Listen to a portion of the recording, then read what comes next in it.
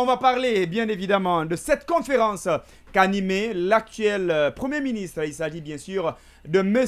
Bahouri devant la presse.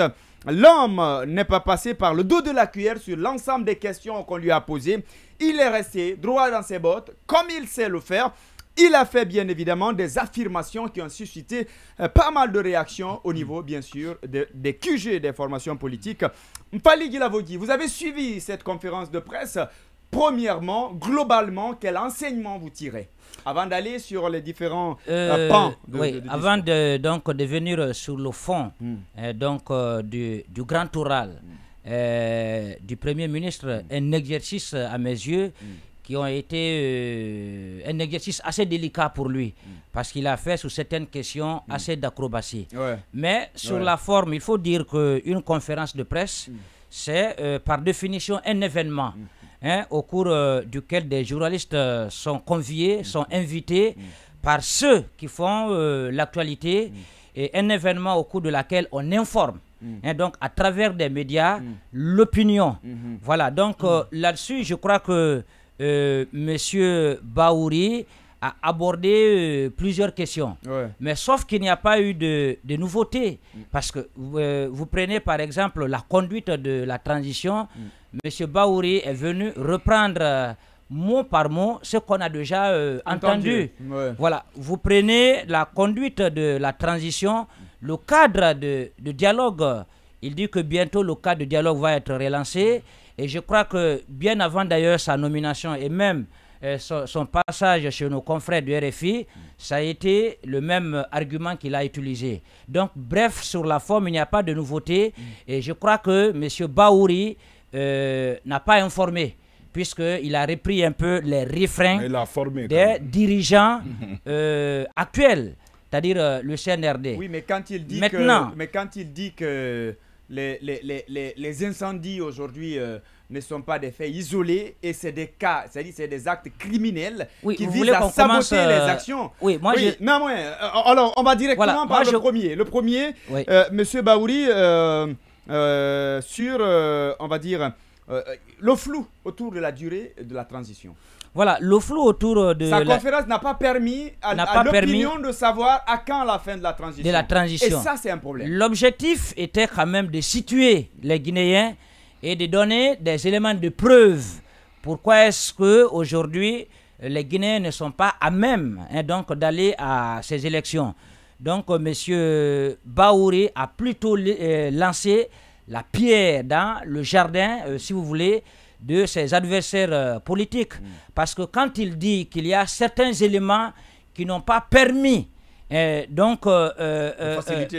faciliter la mise en œuvre des 10 étapes de la transition, moi je me dis que c'est une chimère, dans la mesure où il y a quelques semaines seulement, quand M. Bahouri était du côté des opposants, disons-le comme ça, nous sommes dans une transition.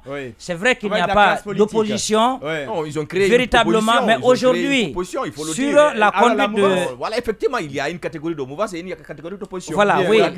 Pas d'opposition. Même la cautionner, ils ont créé comme ça. Oui, mais pas d'opposition proprement dite parce que... La mouvance alors. Voilà, aucune formation politique ne veut se faire appeler opposition. Donc on va les appeler comme ça. Même s'ils s'opposent, si vous voulez, à la conduite de la transition. On ne peut pas comprendre des gens qui n'ont pas été associés à la conduite de la transition, même s'il y a eu assez de demandes de la part des acteurs politiques, afin qu'ils soient associés au cadre de dialogue, afin qu'ils soient associés à la gestion actuelle de la transition. Donc, je pense que ces appels sont tombés dans de sourdes oreilles, que M. Bahouri dise que c'est notamment eux qui sont à l'origine du retard de la mise en œuvre. Moi, je me dis que c'est un aveu d'échec. M. Bahouri, certainement, ne veut pas dire aux Guinéens qu'il ne peut pas, il n'a pas de marge de manœuvre. Il ne peut pas vraiment répondre aux attentes même du CNRD. Parce que moi, je crois qu'il a pris des engagements avant d'être nommé, c'est de rapprocher la classe politique. Mais aujourd'hui, par quel moyen il faut le faire? Est-ce qu'il a, si vous voulez, cette marge de manœuvre? Est-ce qu'il détient ce logiciel politique? Donc, visiblement, là-dessus, M. Bahouri dit que les responsabilités sont partagées. Est-ce qu'on peut dire d'ores et déjà qu'il est en train naturellement d'accuser les manifestations qui ont été organisées? En tout cas, ça fait très longtemps. Les manifestations ont été interdites, mais rien n'a été fait pour relancer le cadre de dialogue. Rien n'a été fait pour donner beaucoup plus de visibilité, de lisibilité sur les 10 étapes de la transition. Par rapport aux prochaines organisations, par rapport à l'organisation des prochaines élections, on ne peut pas parler d'élections lorsqu'il n'y a pas de fichier électoral. Mais là-dessus, il a été catégorique. Voilà, là-dessus, qu'est-ce qui a été fait? De partir avec l'ancien fichier électoral qui, pour lui, pourrait créer encore plus de problèmes.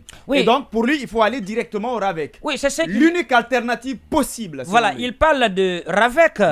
Je crois qu'il y a eu beaucoup plus de communication sur ce processus que d'actes posés. Parce que ça a commencé, on a vu une sorte de matraquage médiatique là-dessus, à travers les médias d'État, mais tout cela s'est arrêté là. Quel est le résultat? Je crois que M. Bahouri avait quand même, avec pédagogie, la responsabilité d'expliquer aux Guinéens où nous en sommes par rapport à ce recensement à vocation d'État civil. Qu'est-ce qui n'a pas marché? Parce qu'il y a quelques mois seulement, c'est le même Bahouri qui était en train de dénoncer, si vous voulez, ce processus qui, à ses yeux, n'est pas en train de progresser. Là-dessus, s'il dit que il faut qu'il y ait, un fichier qui passe par le RAVEC, donc là-dessus, moi, je me dis que ça veut dire qu'on ne peut pas avoir, pour l'instant, de véritables fichiers électoraux pouvant faire unanimité des acteurs sociopolitiques afin de décrisper le paysage politique et d'aller à des élections. Vous prenez le retour à l'ordre constitutionnel. M. Bahouri n'a pas voulu simplement reprendre les mêmes mots. C'est que le gouvernement actuel n'est pas à même de trouver des éléments de preuve, de répondre aux attentes des Guinéens, de mettre en œuvre les 10 étapes de la transition parce qu'il n'y a pas d'argent. Nous sommes dans une sorte de matraquage fiscal, une sorte de matraquage économique.